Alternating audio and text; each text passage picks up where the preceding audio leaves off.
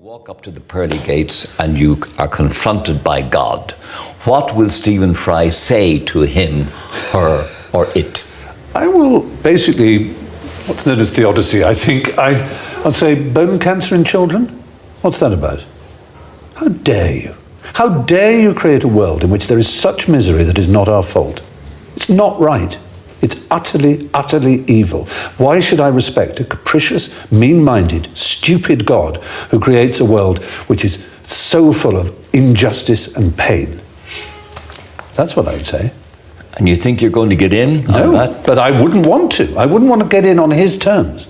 They're wrong. Now, if I died and it was Pluto, Hades, and if it was the 12 Greek gods, then I would have more truck with it, because the Greeks they didn't pretend not to be human in their appetites and in their capriciousness and in their unreasonableness. They didn't present themselves as being all-seeing, all-wise, all-kind, all-beneficent. Because the God who created this universe, if it was created by God, is quite clearly a maniac. How can this creator, who is apparently benign, cause the one I chose was bone cancer in children? Even if you believe conveniently, now that Darwin has existed, that God sort of wound up the clock and started evolution, you even say, well, if he knew everything and could do everything, why would he allow such monstrous cruelty? And that's all the only point I was making. I was astonished that it has caused so viral an explosion on Twitter and elsewhere. And very grateful to the Archbishop of Canterbury, who apparently said the other day that I had every right to say what I said, and I should hope I do. And I'm most pleased, I think, that it's got people talking.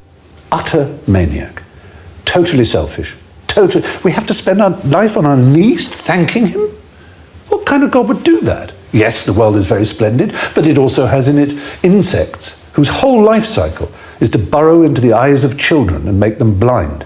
They eat outwards from the eyes. Why? Why did you do that to us? You could easily have made a creation in which that didn't exist. It is simply not acceptable. So, atheism isn't not just about not believing there's a God, but on the assumption that there is one. What kind of God is he? It's perfectly apparent that he is monstrous, utterly monstrous, and deserves no respect whatsoever. The moment you banish him, your life becomes simpler, purer, cleaner, more worth living, in my opinion. Loving God who has knowledge of every hair on our head and adores us and adores little kittens, but he also, as I say, bone cancer in children, but also life cycles of insects whose whole aim is to burrow into the eyes of children in Africa and lay their eggs there and cause blindness for those children. I mean, you could quite easily picture a universe in which there weren't such an animal. Are you a believer in an afterlife? Does that No, which is to say, I'm along with Plato and the Greeks, anyone who tells you that they know what happens to you after you die is either a liar or a fool. Yeah, I must say, it does seem to be a bit of guesswork going on, if you ask me. Absolutely. I mean, the number of people who've said, honey, when I'm dead, I'll come back and visit you.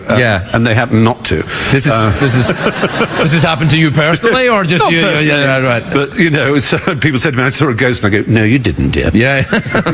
I wonder, are you, it does seem to, are you an atheist? I suppose I am. I take my cue from the great philosopher Bertrand Russell, who... I love Bertrand Russell. He's wonderful. Yes. I advise anybody just to have a fun time on His YouTube. Autobiography? Isn't it extraordinary? Oh, it's hilarious. It's very, very funny. Yeah. And he spoke in this beautiful, high, piping, extremely aristocratic voice. Yeah. He was Earl Russell, in fact. Yeah. And he came from a very distinguished family. His aunt danced with Napoleon, and he knew Robert Browning, and I met a man who knew him, which makes that connection really very nice, weird. Yeah. But he was asked why he was an atheist, and said, surely you mean agnostic, because you don't know there isn't a God. Right. He said, no, I don't know there isn't a God. That's quite true. He said, but I also don't know that there isn't a giant teapot orbiting Venus in such an angle and way that we will never see it.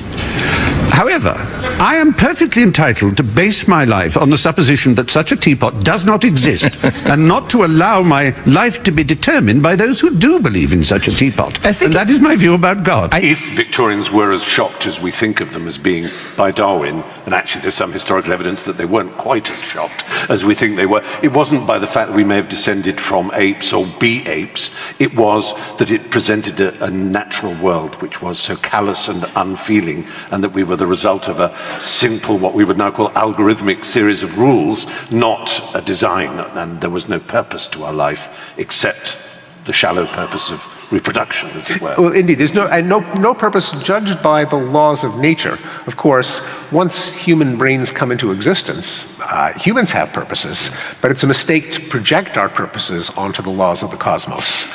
Yes. So that's an example of a scientific insight that has tremendous relevance for moral reasoning, including the fact that if we care about our well-being, we can't look to the cosmos to take care of us. That it's really up to us. We can test empirically if prayers are answered, after all. And the results are in. Yeah. Yes. Thoughts and prayers, nil. No, that's right. Just saying, if there is a loving God, how come children get bone cancer? Answer me that. It's that simple. It's not a game. I'm not trying to be funny. It's just, well, how can you begin to say there is a loving God and give children bone cancer? So they howl and scream in agony and die. Or because I want them in heaven. That's a ridiculous nonsense. That can't be true. It just can't be true. So there is a lot of thinking to be done. And I'm not undermining the thinking that serious theologians do, and the branch of scholarship that they embark on to try and justify pain and evil in the world. And so I made the mistake in the modern world, if you like, of saying what I thought. And one of the biggest errors that you can commit in our times is to be honest if asked a question. More on that in a minute, because honesty can get you into trouble across a range of things. Especially, oddly enough, it gets you into trouble with moral religious people. Well, it did on Twitter, didn't it? There was a viral explosion on Twitter. Oh, it was mostly favourable by a huge amount. It was favourable because I think that's an obvious question. It's the simplest question we all ask about religion. There's the obvious prime one, which is what's actually known as the prime mover argument in religion, which is if there's a universe, who made it? There must be a first cause. And then any child can say, well, then if it's God, who made God? And so on. These are simple questions, but they're beautiful. Like all the best questions in intellectual life, physics and other things, they're very, very simple. And an extremely simple one, if you're told God loves you and loves the world and loves everybody, is why does he cause such appalling, or allow such appalling pain? And 6th century BC philosophers who said if God doesn't allow it, then he isn't all powerful. If it just happens without his permission, then he's not all powerful.